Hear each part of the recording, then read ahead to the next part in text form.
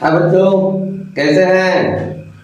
उम्मीद करते हैं सब ठीक होंगे और हमारे वीडियो को देख रहे होंगे, है कि नहीं? देख करके उससे बहुत कुछ सीख रहे होंगे। ठीक है, तो क्लास 9 के मैथ्स में चैप्टर 1 में आज हम लोग हर परमेकरण के बाद में हम लोग जो है आगे बढ़ेंगे, तो हम लोग को मिलेंगे घातांक के नियम। ठीक है, हर परमेकरण सीखने के बाद अगला जो हम लोग का टॉपिक्स है चैप्टर 1 में वो है घातांक के नियम, laws of exponents. Laws of exponents ये सीखना है हमको। और ये जो घातांक के नियम जो है लॉज ऑफ एक्सपोनेंट्स, ये हम लोग क्लास 8 में भी सीख के आए हैं। ठीक है, क्लास 8 में भी था और वहां भी हम लोग सीखे हैं। ठीक है, तो उसको हम लोग एक तरह से फिर से चैप्टर रिव्यू जो हम लोग पीछे क्लास में करते थे ना, उसी तरह से हम लोग एक बार फिर से रिव्यू करते हैं। और यहाँ से भी हम लोग का एक एक्सरसाइज 1.6 है। ठीक है, तो देखते हैं हम लोग उसमें कि घातांक के नियम को फिर से एक बार रिटेक करके। ठीक है, जो बच्चे बढ़िया से नहीं सीखे होंगे वो अच्छे से सीख जाएंगे। तो हम बारी बारी से सारे रूल्स को लिख देते हैं, सारे नियम को लिखते हैं। फर्स्ट नियम हम लोग क्या सीखे थे? पहला नियम हम लोग सीखे थे कि अगर किसी का आधार का घात, या पर हम लोग कह सकते हैं कि अगर आधार सेम रहे और घात या घातांक जो है अलग अलग रहे या फिर सेम भी रहे, लेकिन अगर आधार गुना में रहता है तो उसमें से एक आधार लिखी जाती है। ठीक है, और इसके जो घात होते हैं या घातांक होते हैं वो प्लस में आ जाते हैं। ठीक है, अगर हम आधार और घातांक किसको कहते हैं ये नहीं जान रहे हैं तो हम थोड़ा सा समझा लेते हैं। ठीक है, इधर देखिए, अगर यहाँ हम 2 लिख दिए हैं और इसका ऊपर में हम 5 रख रहे हैं। ठीक है, तो इसको जो है हम लोग आधार कहते हैं। आधार, जिसको हम लोग अंग्रेजी में बेस कहते हैं, बेस। ठीक है, और ऊपर में जो रहता है उसको हम लोग जो है घातांक या फिर घात भी कह देते हैं, जिसको हम लोग एक्सपोनेंट्स कहते हैं। एक्सपोनेंट कहते हैं, यानी नीचे जो रहेगा वो आधार है और ऊपर में जो रहेगा वो घात या घातांक है। ठीक है, तो हम लोग यहाँ पर देखेंगे कि हम लोग का जो है घात, आधार की जगह कौन है? आधार में दोनों जगह ए है। ठीक है, और घातांक में यानी घात में एक में m है और एक में n है। यानी कहने का मतलब है घात अलग अलग भी रह सकता है और समान भी रखा जा सकता है, लेकिन हम घात अलग अलग रख रहे हैं। ठीक है, तो आधार अगर समान रहे और दोनों आधार गुना में रहे, यानी आधार सेम और दोनों आधार गुना में रहे, तो उनके जो पावर होते हैं यानी घात जो होते हैं वो प्लस में आ जाते हैं, लेकिन आधार 1 लिखी जाती है। ठीक है, ये पहला नियम हो गया कि a का पावर m इंटू a का power n is equal to a का पावर m प्लस n हो जाएगा। ठीक है, यानी a का घात m गुना a का घात n बराबर a का घात m प्लस n। ठीक है, ये हम लोग एक क्लास में सीखे हैं। दूसरा नियम है क्या? दूसरा नियम है कि अब जो है दोनों आधार को भाग में रखेंगे। a का घात m भाग a का घात n, इस तरह से रहे तो क्या होता है कि आधार तो फिर सेम एक ही लिखेंगे, एक ही तो आधार लिखेंगे, लेकिन इनके घात जो है वो माइनस हो जाते हैं। जहां जो है m बड़ा होता है n से, यानी बड़ा संख्या होगा n से, यानी m। ठीक है, यानी दोनों आधार सेम रहे और गुना में रहे तो दोनों आधार में से एक आधार लिखा जाता है और दोनों जो पावर है यानी घात है वो प्लस में जाते हैं, ये नियम है, ठीक है, घातांक का नियम है। दूसरा, अगर वो आधार अगर फिर समान रहे और अगर वो भाग में रहते हैं तो दोनों आधार में से एक ठो लिखते हैं और उसके घात माइनस में लिखते हैं। यहाँ प्लस में गुना में था तो, और भाग में रहेगा तो पावर जो है वो माइनस में जाएगी, लेकिन m बड़ा होनी चाहिए n से, ठीक है। इसको इस तरह से भी रहता है लिखा हुआ, या करके लिख देते हैं, या a का power m divided by a का power n equal to a to the power m minus n, यानी वही चीज है, सेम चीज है।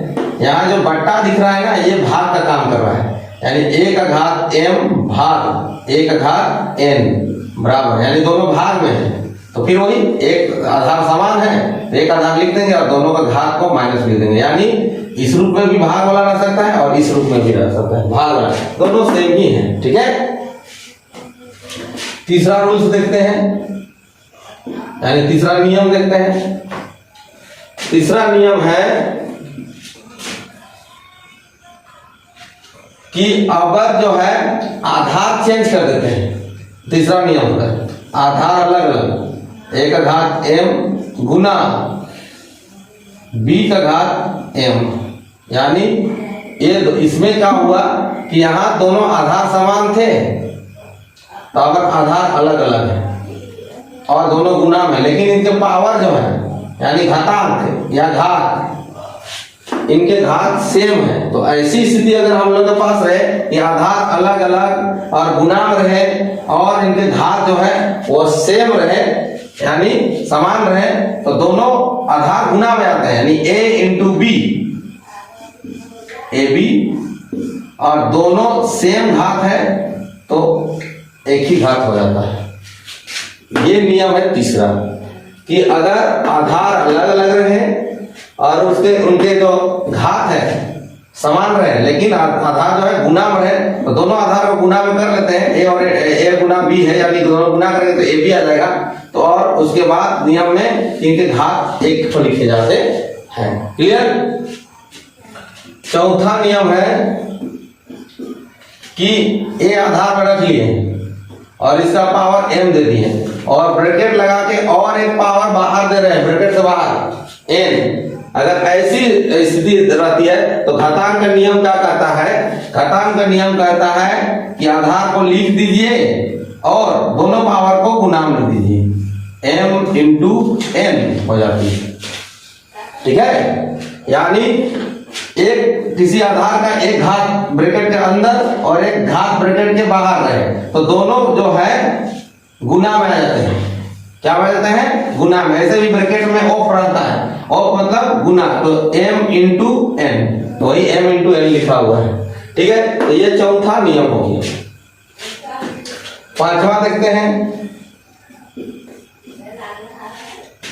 पांचवा है कि अगर कोई आधार है और वो माइनस में है और उसको हमको धनात्मक चेंज करना है, यानी घात को प्लस में लाना है, तो क्या करेंगे, इस आधार को उल्टा देंगे, यानी इसका हर को अंश में और अंश को हर में कर देंगे, तो इसके घात जो है वो धनात्मक हो जाएगी, यानी उसके चिन्ह जो है वो चेंज हो जाएगा। यानी एक घात अगर जो है माइनस m है और इसको हमको प्लस m में लाना हो तो a को उल्टा देंगे, नीचे एक छिपा हुआ है तो एक ऊपर ले जाएंगे और a नीचे आ जाएगा और इसका पावर जो है वो धनात्मक आ जाएगा, ठीक है।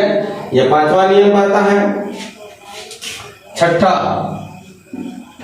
घातांक का नियम में कि a का पावर 0 यानी a का घात 0 रहे, a का घात 0 रहे तो उसका वैल्यू 1 होता है, ठीक है। इसका वैल्यू 1 होता है, a का घात अगर 0 रहता है तो उसका वैल्यू 1 होता है। जैसे इसका उदाहरण में हम लोग क्लास 8 में ही सीखे थे, अगर 2 का घात 0 रहे तो 1, 5 का घात 0 रहे तो भी 1, 50 का घात 0 रहे तो भी 1। तो इस तरह से हम लोग जानते हैं कि अगर किसी आधार का घात अगर 0 रहता है, 0 रहता है, तो उसका वैल्यू, उसका मान जो होती है वो 1 होती है। ठीक है, एक एक करके हम सारे मानों को फिर से बताते रहे हैं, है ना, ताकि आप लोग और बढ़िया से समझ में आ जाए।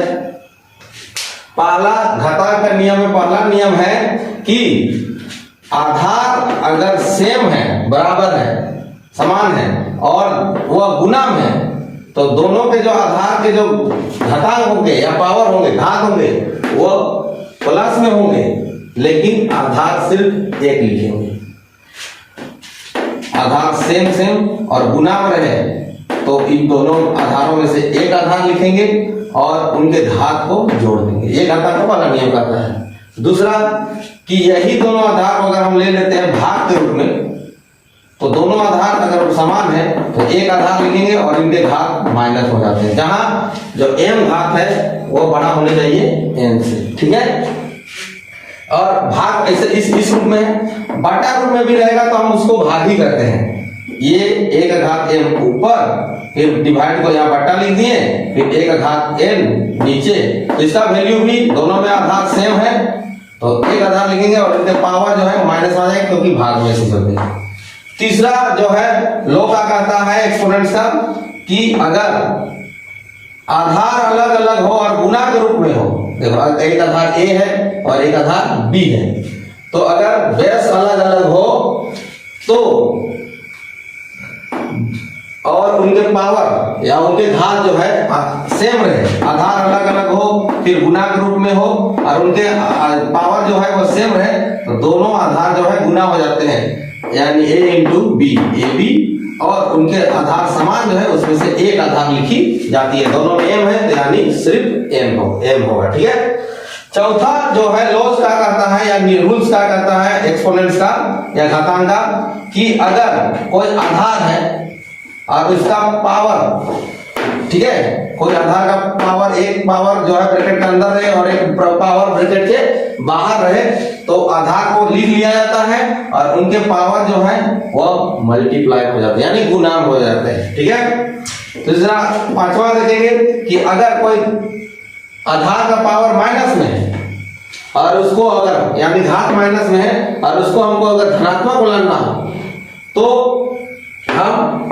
आधार को उल्टा कर देंगे, यानी अंश को हर कर देंगे और हर को अंश में कर देंगे। तो इसके नीचे तो एक है ना, एक, तो एक ऊपर चला जाएगा और ए नीचे चला जाएगा, तो इसका जो ऋणात्मक चिन्ह है वो धनात्मक चिन्ह में बदल जाएगा। ठीक है, और लास्ट है 6 कि अगर एक आधार 0 है तो उसका वैल्यू 1 होगा। कहने का मतलब हुआ कि किसी भी संख्या का अगर घात 0 अगर हमको मिले तो उसका मान जो है वो हम 1 लिखेंगे। ठीक है, तो बच्चों ये जो घातांक के जो नियम है इसको आप लोग कॉपी में लिख लीजिए, नोट्स कर लीजिए और बढ़िया से इसको याद कर लीजिए। और इससे रिलेटेड जो चैप्टर हम लोग का एक चैप्टर बोल रहे हैं एक्सरसाइज जो है, एक्सरसाइज 1.6, यहाँ के सारे प्रश्न जो है हमारे घातांक के नियम में जो हम लोग सीखे इसी नियमों पर आधारित है।